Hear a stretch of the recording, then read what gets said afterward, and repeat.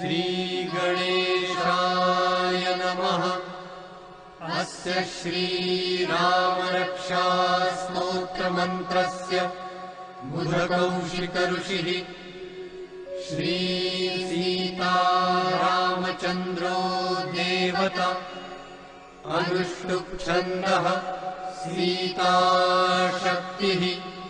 श्रीमद्हनुमान् कीलकम् श्रीरामचन्द्रप्रीत्यर्थे रामरक्षास्तोत्रमन्त्रजपे विनियोगः।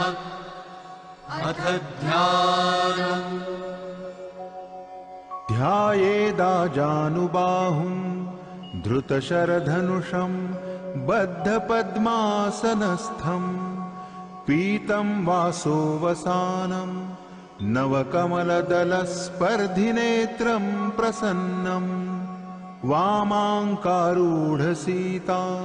मुखकमलमिलल्लोचनं नीरदाभं नानालङ्कारदीप्तं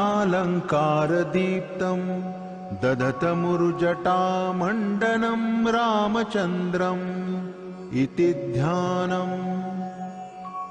चरितं रघुनाथस्य शतकोटिप्रविस्तरम् एकैकमक्षरं पुंसां महापातकनाशनम् ध्यात्वा नीलोत्पलश्यामं रामं राजीवलोचनम् जानकी लक्ष्मणोपेतं जटामुकुटमण्डितम् सासितूणधनुर्बाण पाणिं नक्तं चरान्तकम् स्वलीलया जगत्त्रातुम् आविर्भूतमजं विभुम् रामरक्षां पठेत् प्राज्ञः पापघ्नीं सर्वकामदाम्। शिरो मे राघवः पातु भालं दशरथात्मजः कौसल्येयो दृशौ पातु विश्वामित्रप्रियः श्रुति घ्राणं पातु मखत्राता मुखं सौमित्रिवत्सलः जिह्वा विद्यानिधिः पातु कण्ठं भरतवन्दितः स्कन्धौ दिव्यायुधः पातु भुजौ भग्नेशकार्मुकः करौ सीतापतिः पातु हृदयं जामदग्न्यजित् मध्यं पातु खरध्वंसी नाभिं जाम्बवदाश्रयः सुग्रीवेशः कटीं पातु सख्तिनी हनुमत्प्रभुः ऊरू रघूत्तमः पातु रक्षः कुलविनाशकृत् जानुनी सेतुकृत् पातु जङ्घे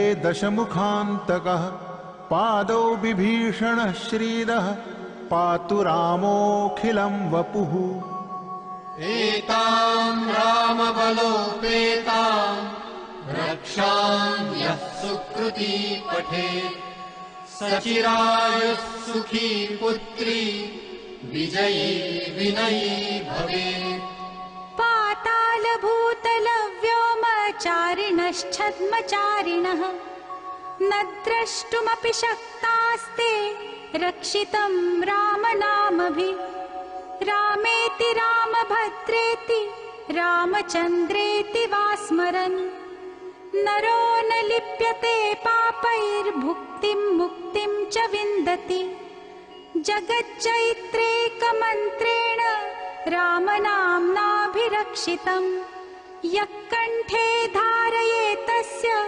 करस्थाः सर्वसिद्धयः वज्रपञ्जरनामेदं यो रामकवचं स्मरेत् अव्याहताज्ञः सर्वत्र लभते जयमङ्गलम् आदिष्टवान्यथा स्वप्ने राम रक्षामि मां हरः तथा लिखितवान् प्रातः प्रबुद्धो बुधकौशिकः आरामः कल्पवृक्षाणां विरामः सकलापदाम् अभिरामस्त्रिलोकानां रामः श्रीमान् सनः प्रभुः तरुणौ रूपसम्पन्नौ सुकुमारौ महाबलौ पुण्डरीकविशालाक्षौ चीरकृष्णाजिनाम्बरौ फलमूलाशिनौ दान्तौ तापसौ ब्रह्मचारिणौ पुत्रौ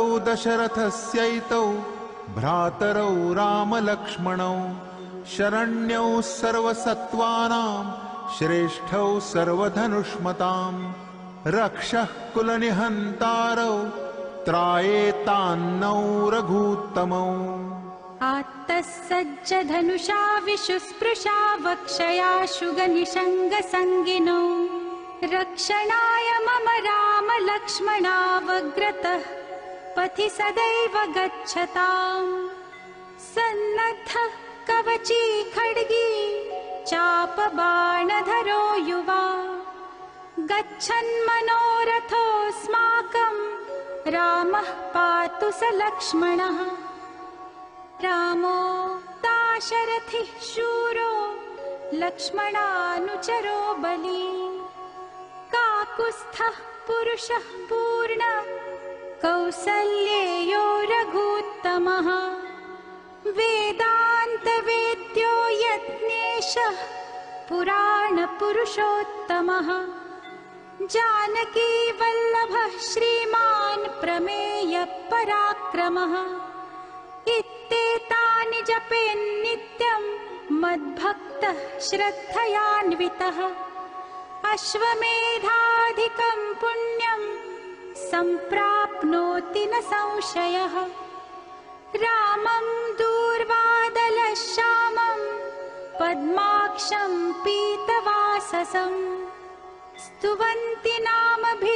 नामभिर्दिव्यैर्न ते संसारिणो नरः रामं लक्ष्मणपूर्वजं रघुवरं सीतापतिं सुन्दरं काकुत्स्थं करुणार्णवं गुणनिधिं विप्रप्रियं धार्मिकम् राजेन्द्रं सत्यसन्धं दशरथतनयं श्यामलं शान्तमूर्तिं वन्दे लोकाभिरामं रघुकुलतिलकं राघवं रावणारिम् रामाय रामभद्राय रामचन्द्राय वेधसे रघुनाथाय नाथाय सीताय पतये नमः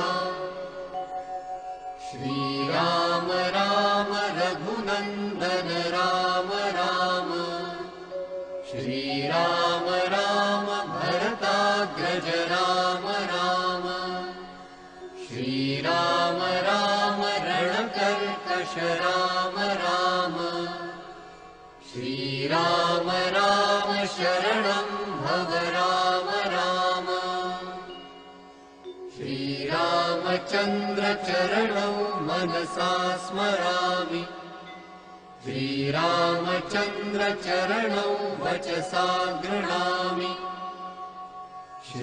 श्रीरामचन्द्र चरणौ शिरसा नमामि श्रीरामचन्द्र चरणौ शरणं प्रपद्ये माता रामो मत्पिता रामचन्द्रः स्वामी रामो मत्सखा रामचन्द्रः सर्वस्वं मे रामचन्द्रो दयालुर्नान्यं जाने नैव जाने न जाने दक्षिणे लक्ष्मणो यस्य वामे तु जनकात्मजा पुरतो मारुतिर्यस्य तं वन्दे रघुनन्दनम्